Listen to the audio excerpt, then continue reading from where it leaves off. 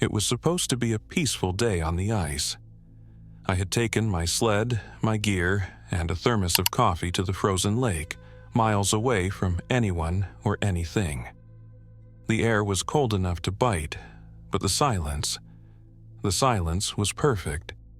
Just me, the ice, and the promise of a good catch. I drilled my hole, set my line, and waited. The first hour passed uneventfully. I remember thinking how still everything was, almost unnaturally so. It felt like the world had taken a deep breath and forgotten to exhale. That's when I saw it. A few yards away, there was another hole in the ice, one I hadn't drilled. It wasn't fresh either. The edges were frosted over, as if it had been abandoned for days. Curiosity got the better of me, so I shuffled over, my boots crunching on the frozen surface. Looking down, I saw something that didn't belong there. At first, I thought it was just a chunk of ice, but as I knelt closer, I realized it was a doll. A small, pale-faced doll with frozen, lifelike eyes staring up at me from beneath the ice. Picking it up felt wrong, but I did it anyway. The doll was cold, almost too cold, as if it had been trapped in that ice for centuries. Its eyes, they seemed to follow me, even when I turned it over in my hands. Trying to brush off the unease, I stuffed it in my sled and went back to fishing. But I couldn't shake the feeling that I wasn't alone anymore. The shadows started soon after. At first, it was just a flicker in the corner of my eye, like something moving beneath the ice. I told myself it was the light playing tricks. But then it happened again, and again. Dark shapes gliding under the surface, circling the holes in the ice. I leaned closer to get a better look, but every time I did, the shadows disappeared. Deciding I'd had enough, I packed up my gear, but as I turned back to my sled, my blood ran cold. The doll was sitting upright, its frozen eyes locked onto mine. I swear I had stuffed it under a pile of gear, but there it was, propped up like it had been waiting for me. My breath caught in my throat. I grabbed it and threw it back in the sled, harder this time, telling myself I was being ridiculous.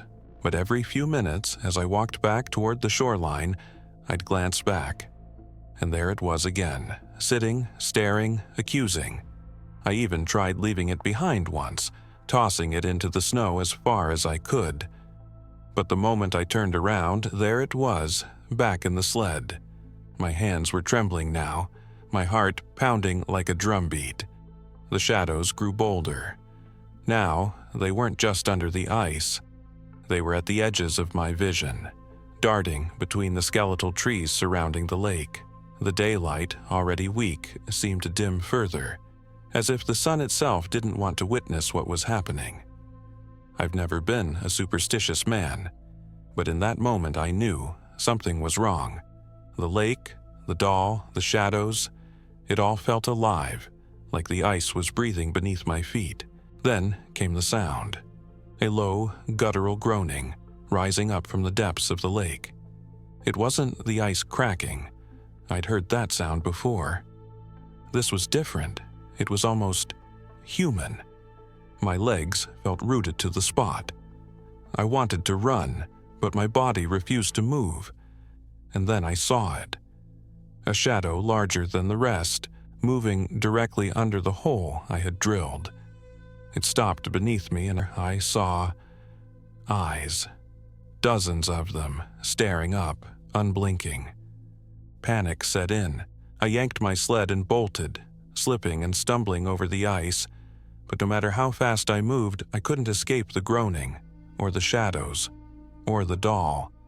It kept reappearing, always in the sled, no matter how many times I threw it away. My rational mind was screaming at me, trying to find an explanation, but deep down, I knew there wasn't one. Then, as I neared the edge of the lake, I felt the ice shift beneath me. It wasn't a crack, it was more like a ripple, as if something massive was moving just beneath the surface. The groaning turned into a wail, a sound so piercing it made my ears ache. I fell, the sled overturning, spilling the doll onto the ice. For a split second, I thought I saw it smile. I scrambled to my feet, grabbed the sled, and ran. By the time I reached the safety of the tree line, the lake was eerily quiet again. I collapsed, gasping for air, my body trembling uncontrollably. But when I looked back, the lake was as still as it had been that morning. No shadows, no groaning, nothing. It was as if the nightmare had never happened, except for the doll. It was still in my sled, its frozen eyes boring into mine. I left it there. I left everything there. The sled, my gear, the doll. I didn't care anymore. I just wanted to get away. But as I stumbled back to my truck, I couldn't shake the feeling that I was being watched. The nightmares started that night. I dreamt of the lake, the shadows, and those eyes under the ice. Every time I closed my eyes, I saw the doll's frozen stare. I tried to convince myself it was just my mind playing D. But the next morning, when I went to unload my truck, my heart nearly stopped. The sled was there, the gear was there, and sitting on top, as if it had never left, was the doll. I don't go near lakes anymore. I've moved twice, trying to escape whatever curse I've brought upon myself. But no matter where I go, the doll always finds me. It's sitting on my shelf right now, staring at me as I tell you this story. And sometimes, when the room is silent, I swear, I can hear the sound of ice cracking. When we first moved into the farmhouse, I thought we had finally found peace. The city had worn us down, the noise, the chaos, the never-ending pressure. This old place, with its creaking floors and drafty windows, felt like a sanctuary. But it wasn't long before things began to feel wrong. The first frost came 2 nights after we arrived. I woke up to the sharp cold biting at my face, the kind that seeps through blankets and chills you to the bone. When I looked at the window, I froze. Patterns of frost had spread across the glass like a spider web. At first, I thought it was just nature, beautiful, intricate designs crafted by the cold. But as I stared longer, I realized they weren't random. They were too deliberate, too perfect, almost as if someone had etched them with purpose. I brushed it off as my imagination and went back to bed. My husband, Liam, barely stirred when I told him, but that morning he noticed it too. "Looks like art," he said, his breath fogging up the frosty patterns. "Weird though, never seen frost like this." We laughed it off, chalking it up to the quirks of an old house. But deep down, I felt an unease I couldn't shake. It wasn't until the second night that I realized the frost wasn't just a product of the cold. The next time I saw the frost, it wasn't patterns, it was words. I woke up in the middle of the night, an overwhelming sense of dread pulling me from sleep.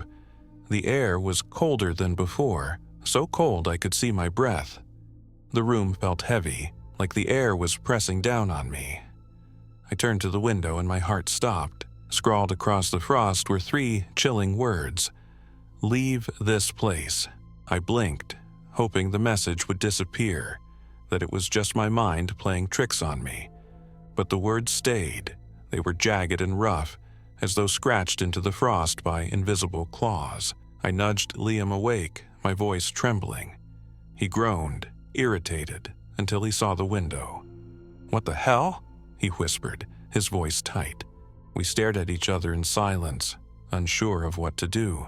Was it a prank? The house sat miles from the nearest neighbor, and the thought of someone sneaking in the middle of the night to write those words sent a shiver through me. We decided not to talk about it, to act as if it hadn't happened. But the unease lingered. That morning, the frost was gone, melted away by the pale winter sun. But the memory of those words was burned into my mind, and it wasn't the last time the frost spoke. Liam found the journal 3 days later, tucked away in the attic under a pile of old blankets. It was leather-bound, the edges cracked and worn. He brought it down with a triumphant grin. "Looks like the old owners left us a story," he said. But it wasn't a story. It was a warning. The journal belonged to a man named Edward Winslow, the previous owner. His handwriting was frantic, shaky, as though he had written every word in a hurry. The entries started innocently enough. Notes about the farm, the weather, the endless struggle of rural life. But as I flipped through the pages, the tone changed. "The frost isn't natural," one entry read. "It comes when it's not even cold enough." And the messages, they're warnings. I ignored them for too long. Another page was worse. "The land is cursed. It's in the soil, the air, the walls of this house.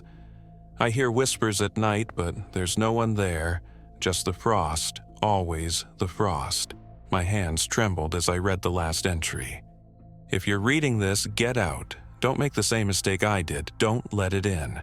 I slammed the journal shut, my pulse pounding in my ears. Liam tried to laugh it off, said it was probably just an old man's ramblings. But I saw the fear in his eyes. He was just as scared as I was. And then the frost came back. It wasn't just the frost anymore. Now, there were shadows. One night, as I lay in bed, I noticed a faint movement out of the corner of my eye. I turned my head slowly, and my breath caught in my throat. On the wall opposite the window, a shadow moved. It wasn't ours. It was tall, unnaturally thin, and it moved in a jerky, unnatural way. I grabbed Liam's arm, shaking him awake. "Do you see that?" I whispered, my voice barely audible. He sat up groggily, then froze. His eyes followed the shadow as it slithered across the wall, disappearing into the corner. "It's just the wind," he said, though his voice lacked conviction. But there was no wind, no trees outside the window, nothing that could cast a shadow like that. We didn't sleep that night. We sat up, backs against the headboard, watching as the frost crept across the windows and the shadows danced on the walls. By morning, the shadows were gone, but the sense of dread lingered, heavier than ever. I swore I'd never go into the basement. From the moment we moved in, I hated it. The door was small and crooked, and the air that wafted up from below smelled damp and decayed. But when Liam disappeared, I had no choice. It started with a scream. Liam had gone outside to chop wood, but minutes later I heard him yell. Rushing outside, I found the axe lying in the snow, but no sign of him. His footprints led back to the house, to the basement door. My heart pounded as I opened the door. The darkness below was suffocating, and the single bulb overhead flickered weakly. "Liam?" I called, my voice shaking. The only response was a faint whisper, almost too soft to hear. "Get out." The basement walls were covered in frost. Not just patterns, but full messages. They told a story, a chilling tale of betrayal, death, and a curse that bound the land to its icy grip. In the center of the room stood Liam, his face pale and blank, eyes fixed on the wall. I rushed to him, shaking him, but he didn't respond. His lips moved silently, as though reciting some unseen script. That's when I saw it. A figure etched into the frost, watching us. I don't know how we escaped. The frost chased us. The shadows clawed at our heels, but somehow we made it to the car. As we drove away, I looked back at the house one last time. The windows were covered in frost, and the message was clear. You can't outrun the cold.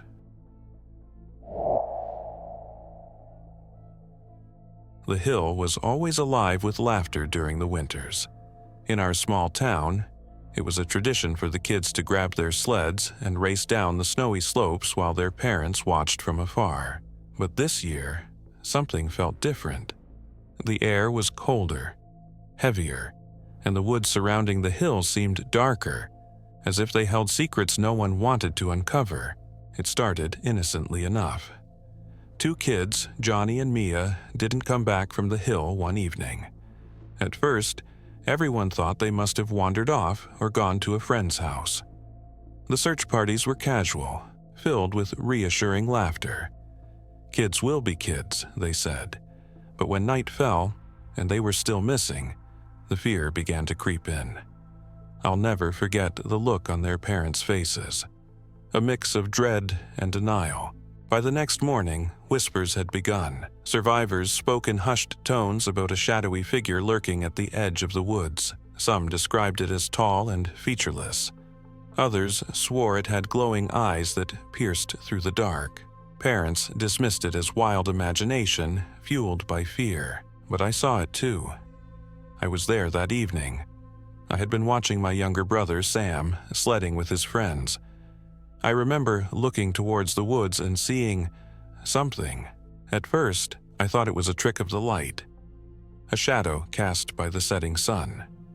But then it moved, subtly, unnaturally, and the moment my eyes focused on it, I felt a chill run down my spine. It was watching us. The next day, Sam didn't come home. Panic spread like wildfire. Parents, once dismissive, now combed through the woods with flashlights and frantic calls. The police set up a command post near the hill, and the town came together in collective despair. But no matter how hard we searched, there was no sign of the kids. I joined the search parties every day, driven by guilt and desperation. The woods, once a place of childhood adventure, had turned into a labyrinth of fear. The deeper we went, the more the trees seemed to close in around us, their branches like skeletal fingers clawing at the sky. It was as if the woods themselves were alive, breathing, watching. Then we found the sleds. They were scattered deep in the forest, abandoned and covered in frost, as if they'd been there for years. But we knew they weren't. One of them was Sam's, his name carved into the wood by our dad years ago. That's when the hope I'd clung to started to slip away. Some of the searchers claimed to hear whispers, faint and indistinct, carried by the wind. Others spoke of strange footprints in the snow, large and clawed, leading deeper into the woods before disappearing entirely. The police dismissed it as hysteria, but those of us who heard or saw these things knew better. Then Mrs. Henderson disappeared. She was one of the few parents who refused to believe the stories about the figure. "Kids get lost, that's all," she said, marching into the woods with her husband to prove everyone wrong. Her husband returned hours later, pale and trembling, unable to speak. Mrs. Henderson never came back. The stories about the figure grew darker. Survivors, those who'd been lucky enough to leave the hill before nightfall, described its presence in chilling detail. It didn't move like a person. It glided, or maybe it floated. And its eyes, they said, weren't just glowing. They burned, like embers in a dying fire. I couldn't get the image out of my mind. The more I thought about it, the more I felt its gaze, even when I was alone in my room. The nights became unbearable. I'd wake up drenched in sweat, convinced I'd heard footsteps outside my window. But every time I looked, there was nothing. Just the empty yard blanketed in snow. I began piecing together the stories from the other survivors. Each account added a layer to the nightmare. One boy claimed the figure had spoken to him, its voice a low growl that promised he'd be next. Another swore it had reached out to him with long, shadowy arms, only for him to wake up screaming before it could touch him. But the scariest part? None of the survivors could remember how they got away. Their memories always ended with the figure coming closer, and then nothing. It was as if their minds had blocked out the most terrifying moments to protect them from something too horrifying to comprehend. I knew I had to go back. Not for curiosity. I'd trade every ounce of peace I had left to never see that figure again. But Sam was still out there, and I couldn't live with myself if I didn't try to bring him home. The night I decided to return to the hill, the town was quiet. Most people had locked their doors and drawn their curtains, as if shutting out the world could keep the horror at bay. But I couldn't sit idle any longer. Armed with a flashlight and nothing else, I retraced the path to the hill. The snow crunched under my boots, the only sound in the suffocating silence. The closer I got, The more the air seemed to thicken, pressing against my chest like an invisible weight. When I reached the hill, I almost turned back. The sleds were still there, lined up as if the kids had simply paused their play. But the woods, they were darker than I'd ever seen, an impenetrable blackness that seemed to swallow the light of my flashlight. I called out Sam's name, my voice trembling. The echo that came back didn't sound like my own. It was distorted, warped, as if the woods were mocking me. Then I saw it. A flicker of movement at the edge of the trees. My flashlight caught a glimpse of something tall and gaunt, its eyes burning like coals. I froze, my heart pounding so loudly I was sure it could hear me. The figure didn't move. It just stood there, watching, waiting.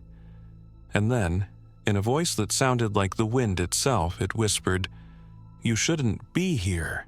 The moment those words hit me, the air turned icy, and every instinct screamed at me to run. But my legs wouldn't move. The figure stepped forward, its gaunt silhouette becoming clearer. It towered over me, and the shadows around it seemed to writhe like living things. My flashlight flickered, and for a moment, I was plunged into darkness. When the light came back, the figure was closer. Too close. I stumbled back, finally breaking free from my paralysis. The sound of my own breath was deafening as I turned and bolted down the hill. Behind me, the snow crunched under footsteps, heavy, deliberate. It wasn't running, it didn't have to. Every time I glanced back, it was there, gaining on me. The woods blurred as I ran. Branches snagged at my jacket, tearing at my skin, but I didn't stop. I could feel it behind me, its presence like a weight pressing down on my chest. Then I tripped. The world spun as I tumbled into the snow. My flashlight skittered away, its beam casting wild, erratic shadows. I scrambled to my feet, clawing at the ground. The figure loomed above me now, its burning eyes locking onto mine. It reached out, and the air around me seemed to ripple, the world growing colder and darker. But just as its shadowy hand brushed my shoulder, a voice cut through the night. "Leave him." It was faint but unmistakable. A child's voice. I turned, and in the distance I saw a small figure standing in the snow. It was Sam. He looked different, pale and still, but his voice was steady and commanding. The figure hesitated, its burning eyes flicking between us. Then, with a low growl, it dissolved into the shadows, leaving only the oppressive silence behind. Sam and I didn't speak as we made our way back to town. He walked ahead of me, his movements unnaturally calm. I wanted to ask him where he'd been, how he'd survived, but the words wouldn't come. My body ached, my mind racing with everything I'd seen. When we reached home, the streets were deserted. The town felt abandoned, as if the terror that had gripped us had driven everyone away. I opened the door, calling for my parents, but there was no answer. The house was cold and dark, and for the first time, I felt truly alone. Sam went straight to his room without a word. I followed, hesitating at his door. He sat on his bed, staring out the window. "Sam," I whispered, stepping inside. He didn't turn to look at me. His reflection in the window was strange, distorted. "Are you okay?" Finally, he spoke. "It's not over." Before I could respond, he turned to me and my blood ran cold. His eyes, they weren't his. They burned like embers, just like the figure in the woods. I stumbled back, my mind struggling to process what I was seeing. Sam's lips curled into a chilling smile. "You shouldn't have brought me back," he said. I don't remember running from the house. The next thing I knew, I was standing in the middle of the street, the cold biting into my skin. The town was deathly quiet, the windows of every house dark. I felt like I was the only person left alive. For days, I wandered, trying to make sense of what had happened. No one believed me when I tried to explain. The police found no trace of my parents or Sam. To them, I was just another victim of the hysteria that had gripped the town. They told me to move on, but how could I? The figure still haunts me. Every time I close my eyes, I see its burning gaze, and Sam, or whatever he had become, I know he's still out there, watching, waiting. The hill is abandoned now, a place of whispered legends and chilling warnings. No one dares go near it. But sometimes on cold winter nights, I hear the faint sound of sleds on the snow, accompanied by laughter that doesn't belong in this world. And I know the nightmare isn't over. It never will be.